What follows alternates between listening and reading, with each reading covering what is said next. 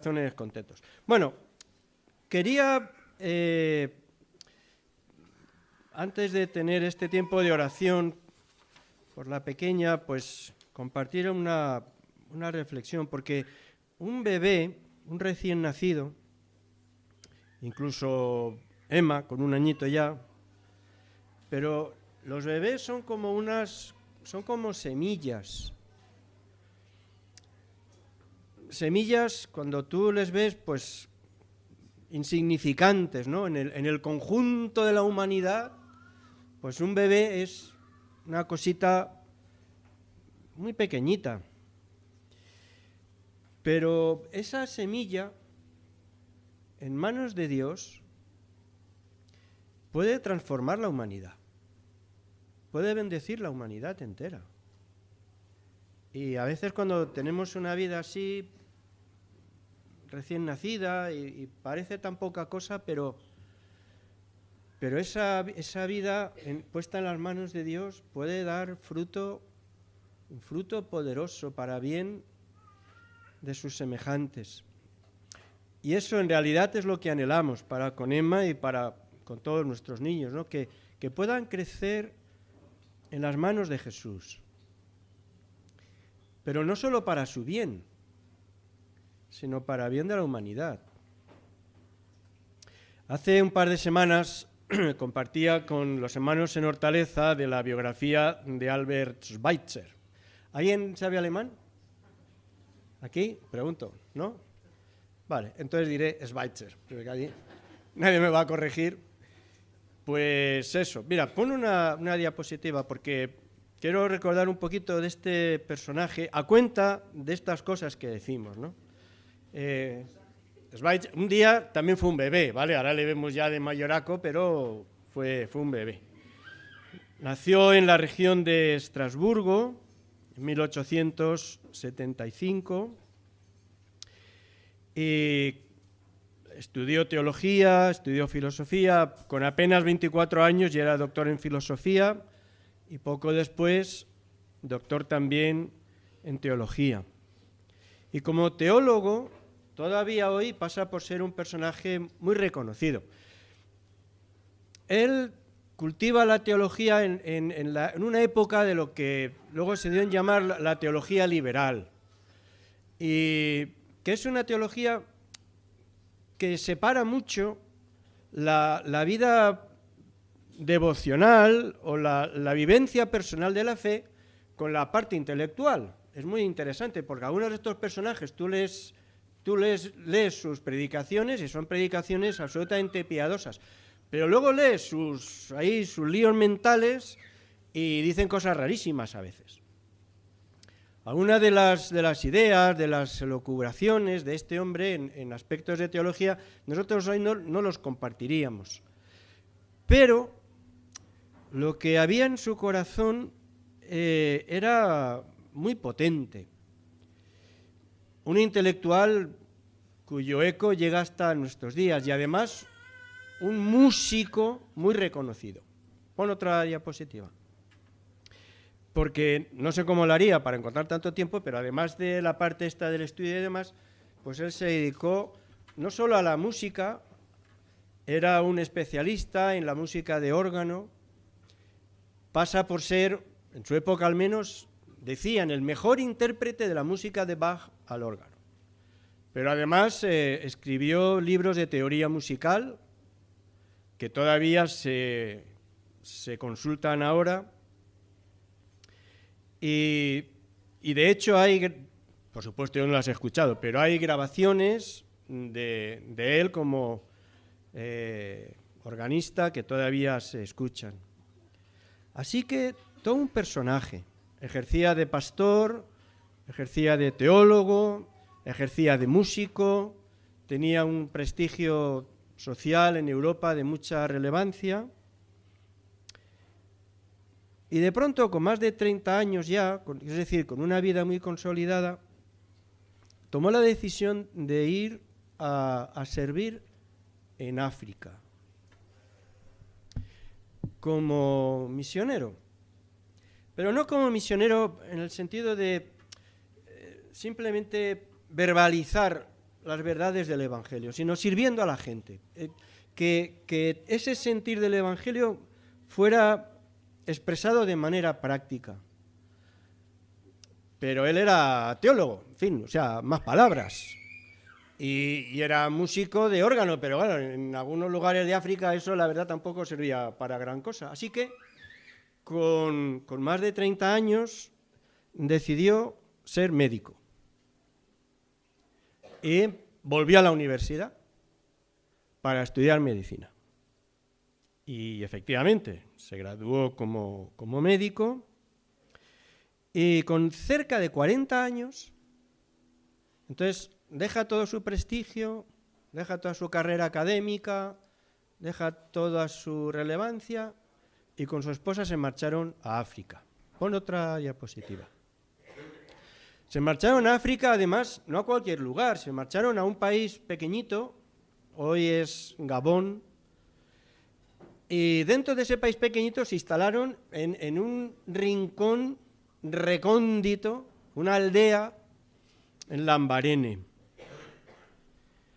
Y allí montó primero un dispensario médico y empezó a ayudar a la gente pues con los recursos que tenía. Más tarde pudieron construir un hospital un poco más grande y allí ejercía de médico, de cirujano, de pastor, de administrador, de supervisor, seguía escribiendo libros de carácter educativo, musical y todo eso. Llegó la Primera Guerra Mundial.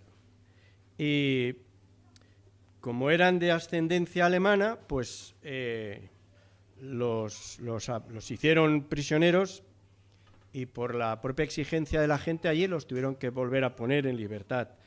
Regresaron a Alsacia y allí pasaron algunos años porque venían enfermos. Y entonces ese tiempo él lo aprovechó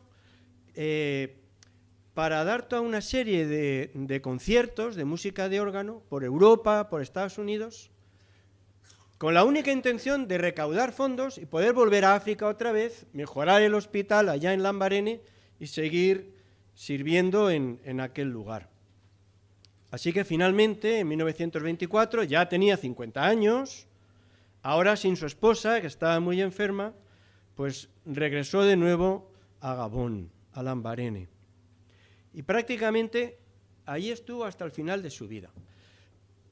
Solo salía de aquel rinconcito perdido del planeta cuando los fondos se agotaban en el hospital y entonces pues contactaba con amigos y demás, le organizaban alguna gira y entonces daba sus conciertos de órgano en Estados Unidos, en diferentes países de Europa, seguía siendo una persona muy reconocida, muy prestigiosa y entonces hacía esa gira, recaudaba todo el dinero posible y de nuevo volvía a ese lugar. Pon una diapositiva más, porque ahí pasó prácticamente toda su vida. Finalmente no, en 1952 recibió el Premio Nobel de la Paz.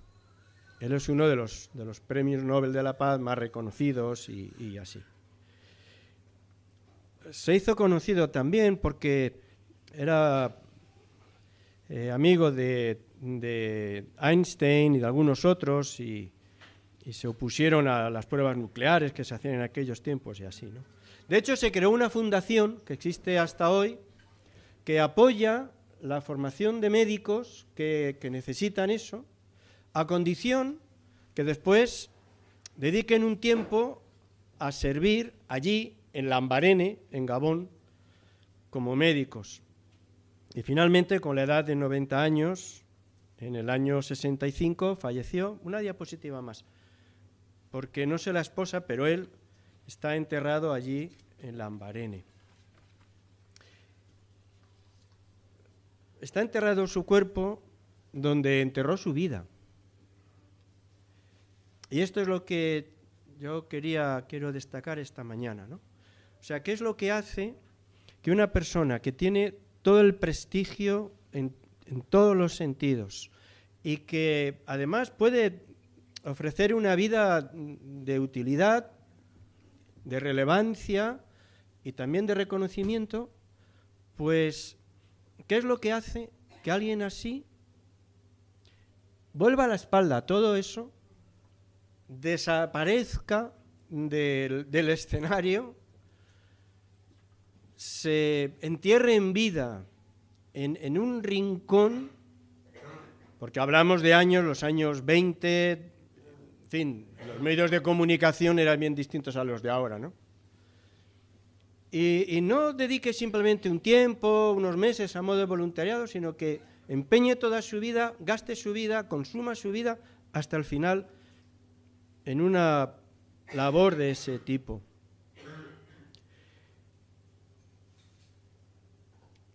A veces pensamos que para vivir así hace falta una determinada ideología, pero no es verdad.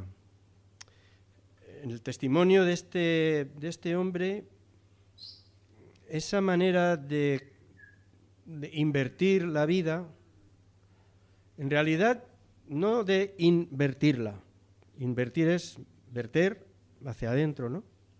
Sino de verterla y derramarla y ofrecerla a sus semejantes. Detrás de eso no necesita de más argumentación que el impacto del Evangelio en su vida. No hace falta más. Y recordaba este texto para nosotros esencial de Juan 3:16, que de nuevo, porque lo compartía, esto sí en Hortaleza, esto es mucho más que una receta. Juan 3:16, es infinitamente más que una receta para ir al cielo. Es que a veces requete espiritualizamos tanto las cosas que perdemos contacto con la realidad.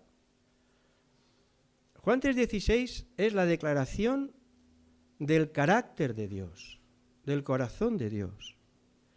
Y señala toda una comprensión de la existencia, de la nuestra también. De tal manera amó Dios al mundo que ha dado a su Hijo unigénito para que todo aquel que en él cree no se pierda, mas tenga vida eterna.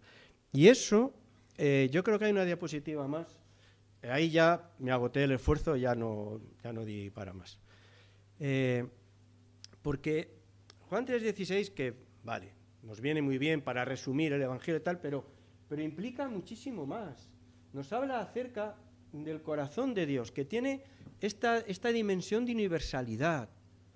El amor, cuando esta palabra tan así, cuando nosotros intentamos extraer su contenido y su significado del Evangelio, tiene, porque es el carácter de Dios, tiene al menos estos tres elementos, estas características. La primera es la universalidad, que Dios amó a todo el mundo, a todo el mundo. Yo eso es que me hago de cruces. ¿Un evangélico se puede hacer de cruces? Bueno, ¿Cómo tenemos esta mente tan cerrada? Dios ama a estos sí, a aquellos no. Dios ama a estos que se lo merecen, a aquellos que son más guapos, a aquellos que son más religiosos, pero por el amor del cielo, que Dios ama a todo el mundo, a toda la gente. Pero si no hay cosa más preciosa, mensaje más sublime que se pueda anunciar que decirle a cualquiera que esté delante de nosotros que es amado por Dios. Que el amor de Dios tiene un carácter expansivo, tiene un carácter universal. Enseguida viene uno corriendo y dice, ya, pero es que hay gente que hacen cosas muy feas, ¿no? Amar a una persona no significa aprobar todo lo que la persona hace. Amar a nuestros hijos no significa que aplaudamos todas las cosas que nuestros hijos hacen, pero por favor, quedémonos con el elemento central, la universalidad del amor de Dios. Dios, de tal manera amó Dios a todo el mundo, a toda la gente. Y a veces tomamos las verdades de la Escritura y las retorcemos de unas maneras que dan pánico, porque desarrollamos ese sentido tan exclusivista. Es universal, pero además, ¿recordáis? Bueno, por cierto, esto no me lo invento yo. Hay, que yo sepa, solo dos expresiones que se repiten en toda la Biblia, en todas las secciones de la Biblia, ¿vale? En el Pentateuco, la ley, en los profetas, en los libros de la sabiduría, en los evangelios, en el libro de los hechos y en las epístolas. Uno, fijaos, que hay cosas importantes que decir, pues uno es acerca del concepto de la relación de pareja, acerca del matrimonio. Eso de que dejará el hombre a su padre y a su madre, se unirá a su mujer y será una sola carne. Eso no es un invento que queda bonito en las bodas, eso está escrito en la Biblia, en todas las secciones de la Biblia. Luego, algo querrá decir. Y la otra expresión que se repite en todas las secciones de la Biblia es que Dios no hace acepción de personas, que ama a todos. La segunda cosa es que esa expresión, esa manera de entender el amor en Dios se expresa en términos de donación. De tal manera amó Dios al mundo que dio a su Hijo. En términos de donación, de apertura, de entrega. A veces el amor sirve para 1000 cosas, pero la manera en que Dios entiende el amor siempre es en términos de donación. Se expresa como servicio costoso. Dio a su Hijo, porque amaba, entregó y entregó a su Hijo. De manera que, y, en fin, la vida de Schweitzer y de tantos otros no es más que un reflejo, en fin, insignificante, pálido, pero algo de eso refleja. Es decir, una manera de amar que cuesta, que duele. Me tropecé buscando otra cosa, el discurso que dio la Madre Teresa de Calcuta cuando le dieron el Premio Nobel de la Paz. Y ella, en ese discurso, que por cierto, lo comenzó citando Juan 3:16, para después concluir que hay que amar hasta que duela, o que realmente solo se puede hablar de amor cuando duele, es decir, cuando cuesta, cuando supone un empeño. Y por último, al menos en lo que yo quiero mencionar, el carácter de Dios, del amor de Dios, tiene ese carácter de acogida, ¿no? Para todo aquel que cree. Y eso es también importante porque quiere decir que no rechaza a nadie y que no desespera de nadie. Eso es la reflexión. Yo la leí en un filósofo francés que llamaba la atención sobre eso, que Dios no desespera de nadie, a nadie le da como un caso perdido. Va esta persona, esto es un desastre, sigue siendo un desastre, siempre será un desastre. Esta persona es rebelde, fue rebelde, será rebelde, no tiene solución, es un caso perdido. Pero Dios no tiene a nadie, jamás mira a nadie como un caso perdido. Siempre hay unos brazos abiertos y una disposición de acogida. Y por tanto, trayendo todo esto a nuestra propia vivencia, vivir a lo cristiano, por decirlo de una forma coloquial, pues no es otra cosa sino reflejar algo de todo esto. Es que, si no, claro, sería religiosidad, conceptos, papel, ¿no? Palabras. Pero vivir a la manera del carácter de Jesús supone esto también, ¿no? Vidas descentradas, es decir, no están centradas en nosotros mismos. Es que esto a veces suena casi como discursos de adolescentes, y es gravísimo que lo percibamos como cosas de adolescentes. Qué cositas y qué bonitas que son. Esto es como lo del Principito. No. Esto es lo que está en el corazón de Dios. Y algo deberá impregnarnos. Vidas que se ofrecen en donación, en apertura, pagando un precio por nuestros semejantes, en el nombre de Jesús, guiados por Jesús, en la manera concreta que Él tenga para cada uno de nosotros y capacitados por el poder de Dios y por el poder del Espíritu para no agotarnos antes de tiempo. Bueno, todo esto, pensaba esta mañana, yo esto lo tengo preparado hace muchísimo tiempo, no penséis, pero bueno, esta mañana yo le daba así una vuelta, ¿no? Y pensaba en la mayoría de los habituales, me refiero, ¿vale? Que hay mucho matrimonio joven, mucho matrimonio con niños pequeños, y toda esta percepción del Evangelio realmente es un desafío. Lo es para todos, pero yo creo que para vosotros en especial, porque vivís unos años en los que, digamos, muy presionados, ¿no? Muy presionados por la tentación, o no sé, el miedo, ¿no? de la estabilidad. De la estabilidad, de la seguridad.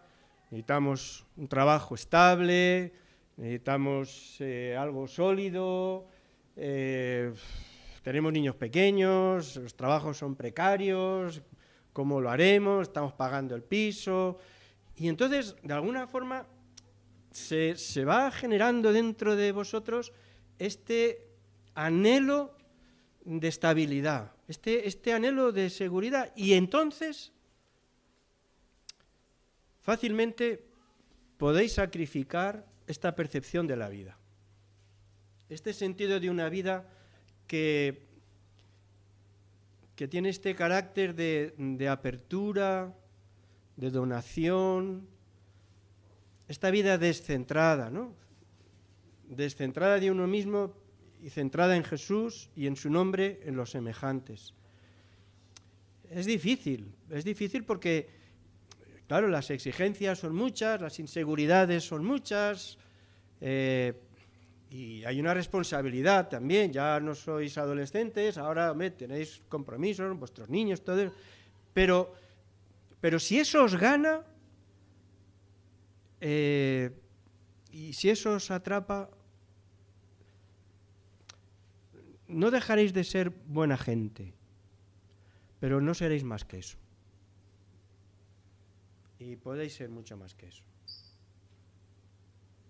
Lo repito a menudo porque es verdad y porque me parece tremendo. Es que jamás hemos tenido, como país, seguramente, pero luego como iglesia, jamás hemos tenido gente tan preparada.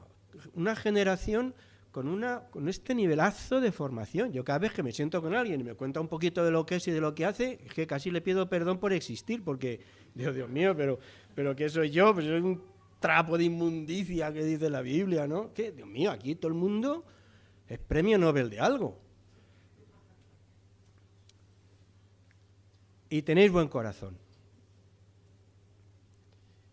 Pero a veces esta angustia por la estabilidad, eso hay lo que roba. Hay lo que roba, ¿no? Nosotros no tenemos, es una pena, nosotros no tenemos santos. Yo creo, es que a veces exageramos mucho porque necesitamos referentes, los santos son referentes, ¿no? Hombre, San Schweitzer no suena bien, porque pero son referentes. Y ahí me llama la atención alguien así, ¿no?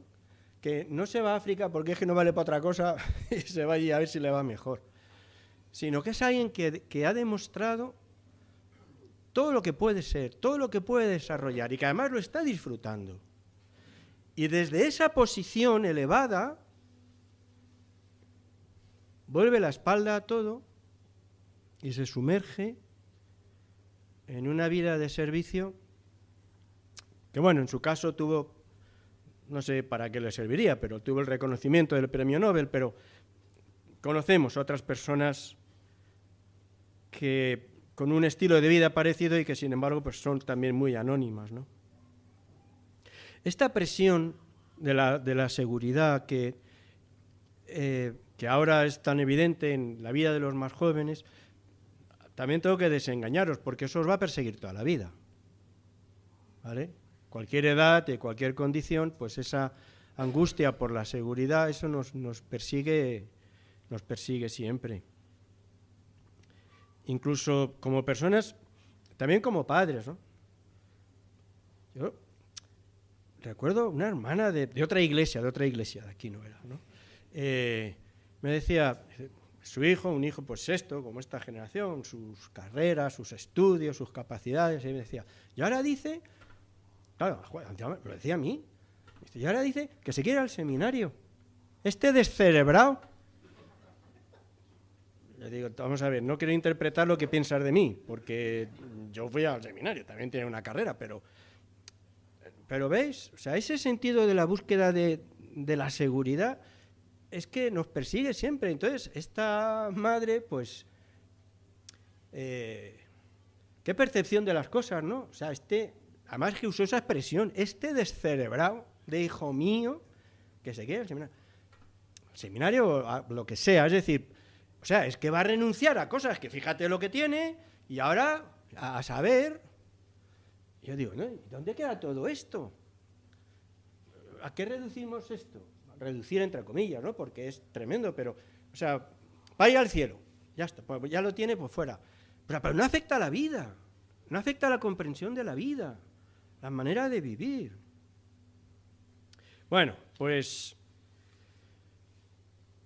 el Señor, dice la epístola a los Filipenses, nos exhorta a resplandecer como luminares en el mundo, a brillar como luces radiantes, dice otra versión. No hace mucho creo que hablábamos de cuánto nos necesita el mundo, nuestros semejantes, cuánto nos necesitan si ejercemos de lo que somos, si ejercemos de hijos de Dios, si ejercemos de personas impregnadas de todas estas cosas. Si la sal pierde su sabor, pues no vale para nada, o sea que tanto da. Seremos buena gente.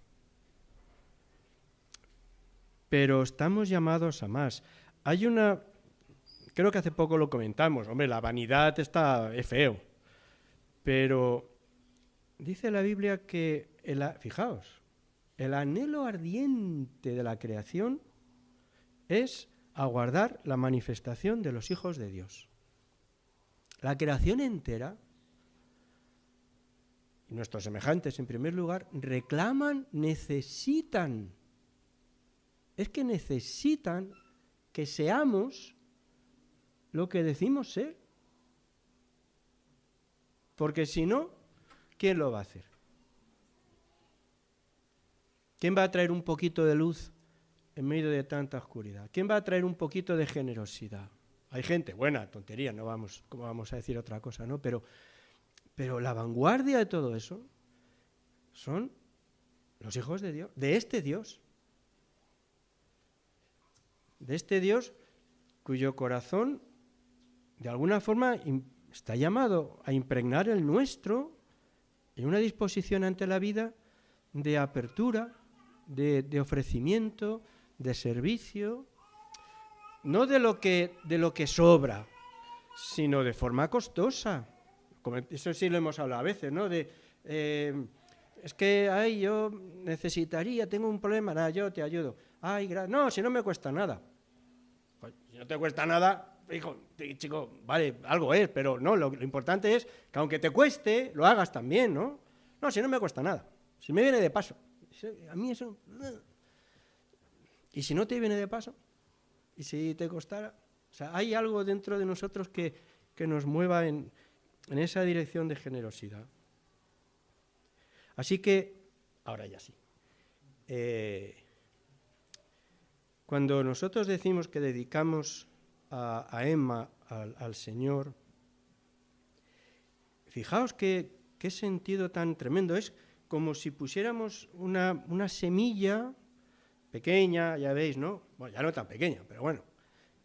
Una semillita en las manos del Señor, porque en sus manos puede llegar a ser una bendición para sus semejantes. Y esto queremos. No solo que le vaya bien, sino que haga bien a otros. Que su vida, aunque después no quede una estatua allí en su memoria ni cosas de tal, pero que su vida, en el nombre de Jesús, exprese el amor de Dios para el bien de sus semejantes con los recursos, los dones, las capacidades que Dios le dé. Que bendiga a esta humanidad. Así que vamos a hacer subir a los peques y sobre todo a ella para orar.